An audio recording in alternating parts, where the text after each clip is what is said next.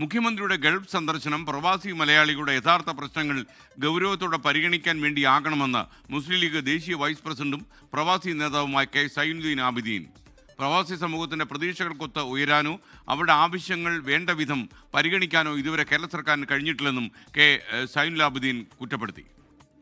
ബഹുമാന്യനായ കേരള മുഖ്യമന്ത്രി ശ്രീ പിണറായി വിജയന്റെ GCC സന്ദർശനം വളരെ പ്രതീക്ഷയോടെയാണ് ഉറ്റുനോക്കുന്നത്. പ്രവാസി സമൂഹത്തിൻ്റെ പ്രതീക്ഷകൾക്കൊത്ത് ഉയരാനോ അവിടെ ആവശ്യങ്ങൾ വേണ്ട വിധം പരിഗണിക്കാനോ കേരള സർക്കാരിന് സാധിച്ചിട്ടില്ലെന്നത് ഒരു യാഥാർത്ഥ്യവുമാണ്. തൊഴിൽ സുരക്ഷാ പ്രശ്നങ്ങൾ, പെൻഷൻ പദ്ധതികളിലെ അപാകതകൾ, പ്രവാസി വോട്ടവകാശം, എയർ ടിക്കറ്റ് നിരക്കുകളുടെ അനിയന്ത്രിത വിലവർധന, ആരോഗ്യ ഇൻഷുറൻസ്, നാട്ടിലേക്കുള്ള പുനരധിവാസ സൗകര്യങ്ങൾ തുടങ്ങിയ വിഷയങ്ങളിൽ ഇനിയും ഗൗരവമായ പരിഗണന സർക്കാർ എടുത്തിട്ടില്ല.